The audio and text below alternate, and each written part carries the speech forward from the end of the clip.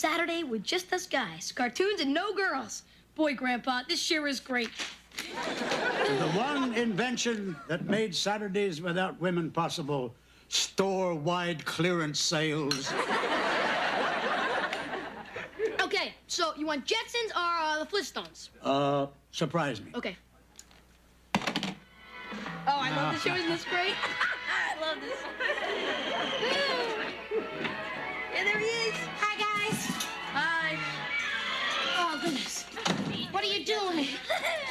What are you doing? And now we were gonna watch TV. I'm sorry, honey, we can't. Gotta get this place straightened up before she gets here. Before who gets here?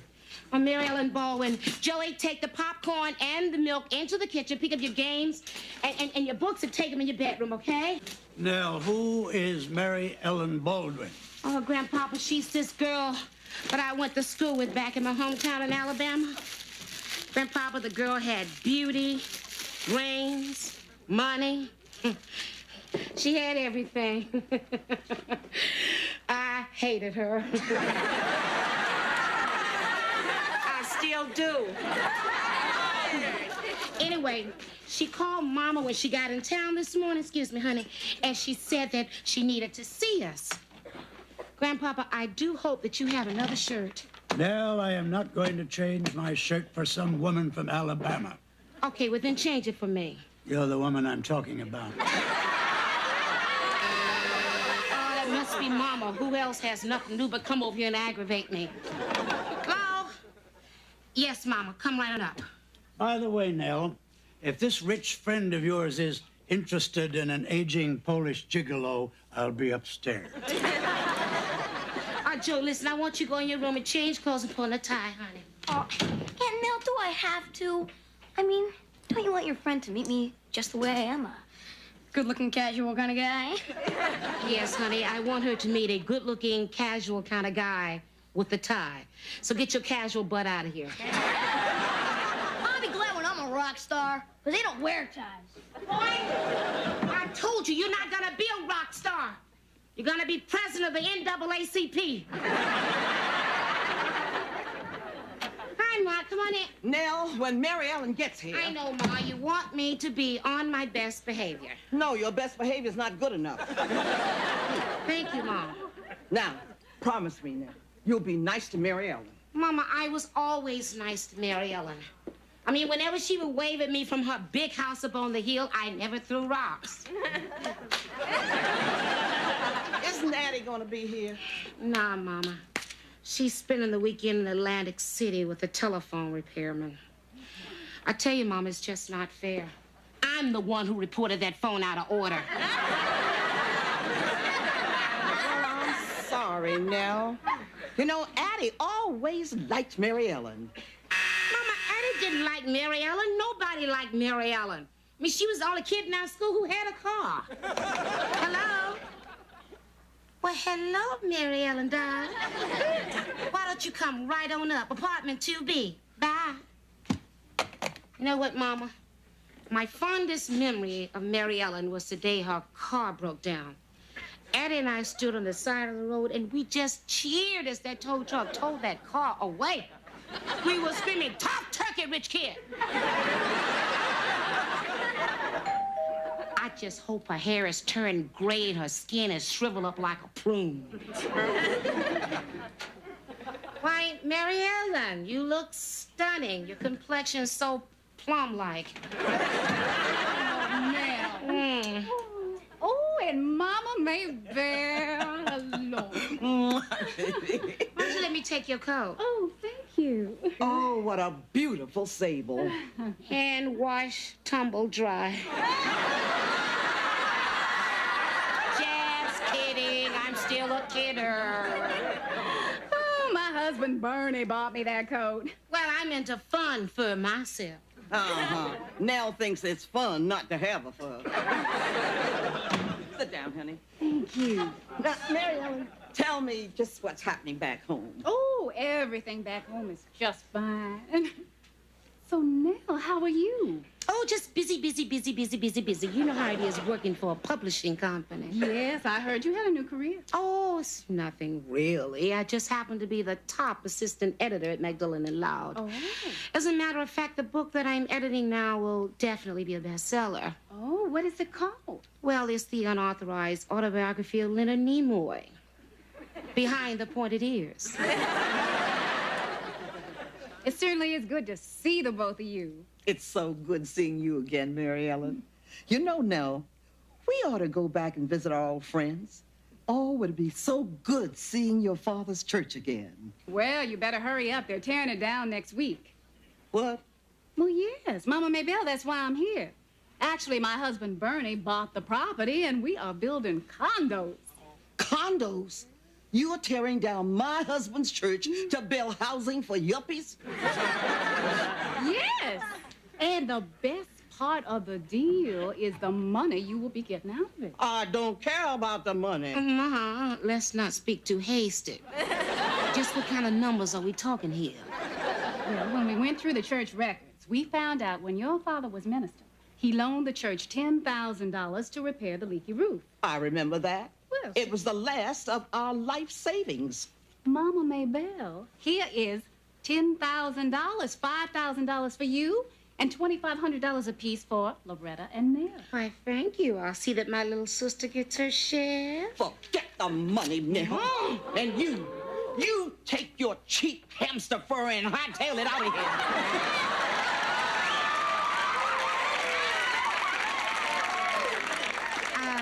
Ma, are you forgetting that she's our friend? Well, I didn't mean to upset you. I mean, we are building another church right across town. I don't want another church. I want the old one. Excuse me, honey. Excuse me. Excuse me. Excuse me.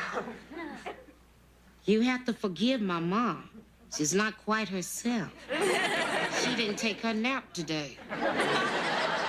Look, honey, why don't you just take your fur and... Why don't you just call us later, all right? Write another check. They're not getting away with it, Nell. Mama, what's wrong? It's just a building. What's wrong with condos? I mean, yuppies can't sleep in their BMWs. I am going back to Alabama and save our church. Ma, Mary Ellen told you they are building another church right across town. It's just like you, Nell. You wouldn't go back home and save that church. You wouldn't do it for me. You wouldn't do it for the family. You wouldn't do it for your father, your very dear departed father in heaven. All right, Mama, I'll go. Who asked you?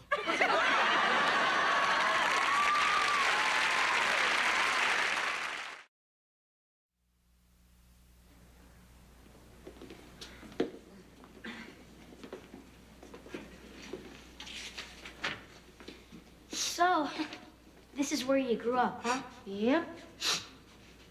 Ma, please don't cry. You promised me you weren't going to cry. I promised you I wouldn't cry on the airplane. Well, we're on the ground now.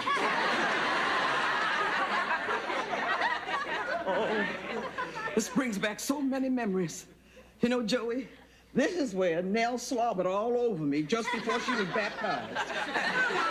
That wasn't me. That was Loretta. And now, may I go outside and play in the cemetery? Because I like to read all the names on the gravestones. Oh, yeah. You know, that can be fun, especially if you don't see your own. Get out. Ladies, excuse me, but Sunday services are over. Who are you, young man? I'm from the wrecking company. Oh, you're the one who's going to run the bulldozer into the house of God. You heathen. I'm not a heathen, I'm a Methodist. Same thing. And I'm not running a bulldozer into this house of God. I'm using dynamite. Where do you live, young man? I can get some dynamite too, you know. Mama, please. The man is just trying to do his job. Nell, you're not a fighter. Mama, what is there to fight about? This is just an old, cold, drafty building. I mean, every time Daddy gave his sermon, he had to have a vaporizer on the pulpit. Nell. Hi. Mama Maybelle, I'd like to speak to you. How dare you show your face in this church, Mary Ellen? Mama Maybelle, please hear me out. I want you to know that I do not hold it against you for throwing me out of your apartment. Well, good. And you won't hold it against me when I throw you out of this church. Please, Mary Ellen might have come here to tell us something very important, like, here's your checks. Well, as a matter of fact, here they are. And Mama Maybelle, I understand your feelings. But this church is going to be torn down whether you take this money or not. We're not taking that money, and you are not tearing down this church. Listen, on behalf of my sweet little sister and myself and my sentimental little mama, give me those checks. I knew you'd be sensible, Nell. Well, honey, you do need a new church. I mean, it's so cold in here, not that you would notice, but it's so cold in here that the nose on your fox is beginning to run. Bless you, Reverend. Praise the Lord. Nell, oh my goodness, Maybelle. It's so nice to see you. You know, Mary Ellen told me you two were in town. George Dixon, how can you call yourself a man of God and let them tear down this church? Well, now, wait a minute. Believe me, Maybelle, believe me, tearing down this church is an improvement. Really, I mean, the place is old, darling. Look, it's falling apart. See there? Right up there, there's a draft that... Bless you, Reverend. Whose side are you on, Nell? But, I mean, it is so cold in here. When I give my sermon, I got to put a vaporizer inside the pulpit. Reverend, I think we better be going.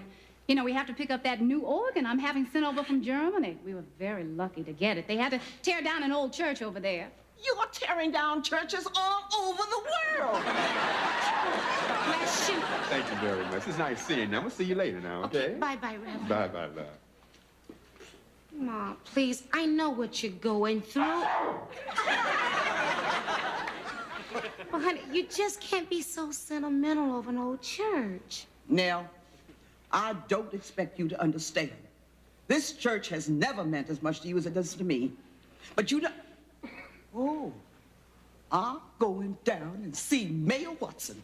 You mean old kickback under the table, Watson?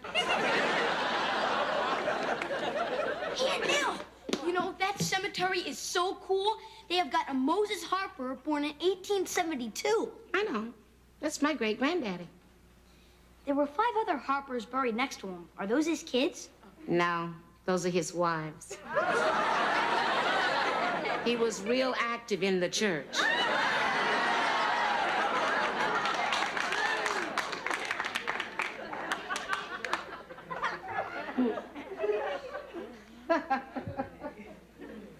What's so funny, Aunt Nell? Oh, I was just thinking about the first time that Addie and I recited the Lord's Prayer here. Let's see.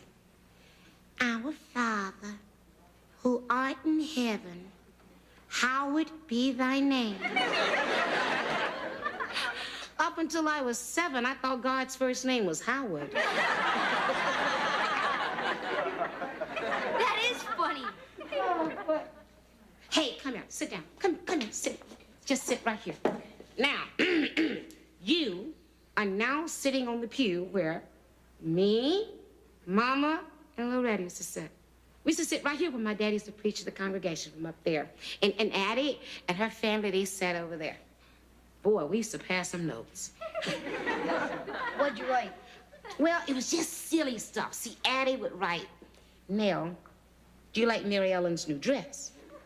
And I would write back, no. It's ugly, but not as ugly as her feet. You ever get caught? Oh, did I get caught? I got caught every Sunday. I mean, every Sunday. And you know what? It was always Addie's fault. That girl would always start to laugh just as the choir would stop singing. And my daddy would raise one eyebrow and look straight at me. Always at me. Always at me. Oh, boy. You know what, Joey? My daddy had a wonderful booming voice. I mean, he could fill this whole room. Now, I used to love it. Like, he would get up here, and he would look out over the congregation. And then he would clear his throat. Then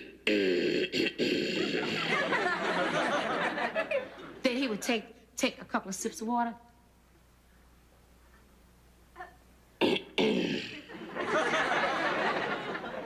that he would just stand here and look over the congregation until there was complete silence. And then when there was complete silence, a baby would cry. See, now, he had 3 sermons. One was Hell and Damnation. Now, I always knew we were going to get that one. It would always be the Sunday after the Saturday night that I had stayed out past curfew. Always. He would get up here, he'd look at his scriptures, and he'd look out, and he'd walk over, he'd look at me, and he'd say, "Now, we're gonna talk about sinners." And of course, everybody in the congregation knew that I had stayed out past curfew. That man, I tell you. Wait, and he had another one. It was the money sermon. Now, see, Joey, you cannot yell hell and damnation at people when you're trying to pick their pockets. So my daddy would turn on the charm, and he would give you his money smile. Then he would tell one of his funny stories. He told some good ones. Wait, here's one. I like this one. There was this man who got into this cab driver's cab.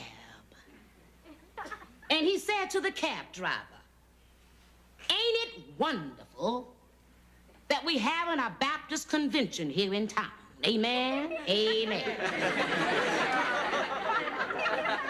And the cab driver turned to the man and said, "What's so wonderful about that? Them Baptists come down here with the 10 Commandments in one hand and a $10 bill in the other hand, and they don't break neither one of them."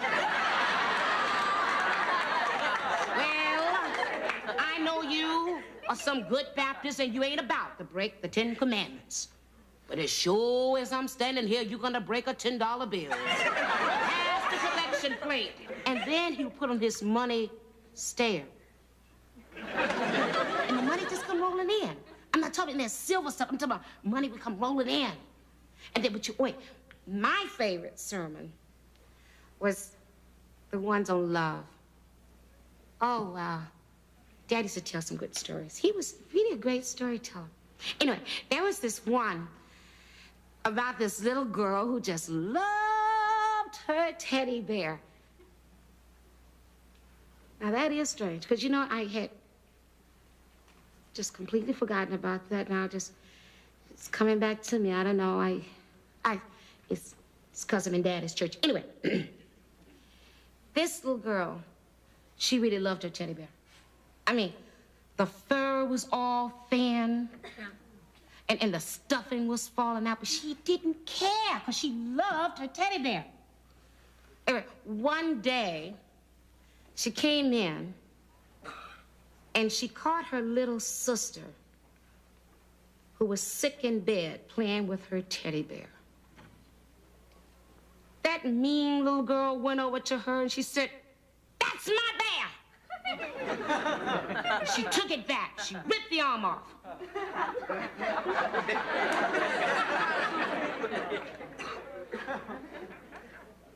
Then she looked over, and she saw her little sister lying there all alone, sick. She gave her back the teddy bear. Anyway, I used to sit up here and I used to think, wow, that's a wonderful story. See, I realized Daddy was talking about me. Mean little girl was me. But Daddy was real kind. See, he didn't tell the congregation that after Loretta got well, I took back my teddy bear. And I hit her over the head with it, too. I hit her. Yes, I did. My daddy was talking about me. You know, I used to sing up here. I sang alto. That's right, because I sat right there, and Addie sang soprano, so she sat over here. I even did I sang my first song up here. And I was so nervous. I was so scared. But see, I was excited too now, because I didn't want to let my daddy down. So I just stood up here just like this, and I looked straight out into the congregation, and I kept my eyes on this little bird on top of Mama's hat.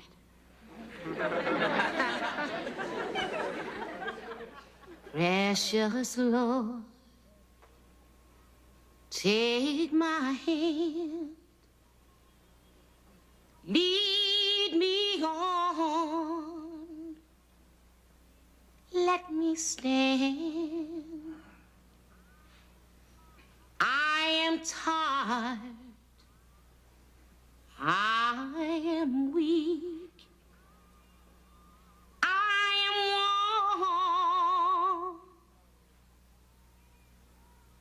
through the storm, through the night. Lead me on to the light. Precious Lord, take my hand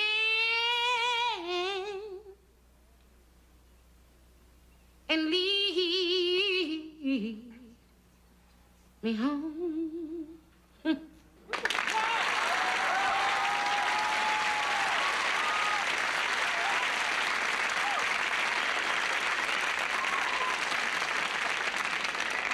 Oh, Nell, that was beautiful. Oh. That was the first song you ever sang in this church. You remember? Hey, Nell, may I go outside and watch the construction workers? Yeah, get out of here.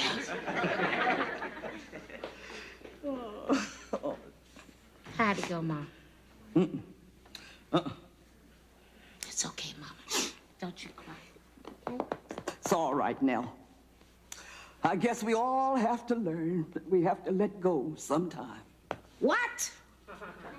You know what, Mama? You're just not a fighter. What do you mean? Look, I don't care, Mama. I'm gonna stay here and fight for my daddy's church, even if I lose, okay? Yeah. There.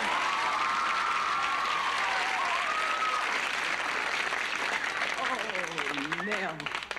You know your father is looking down on you from heaven right now with a smile. Yeah, Mom. And I know exactly what he's saying. What's that? Nell, how can you tear up $10,000 worth of checks?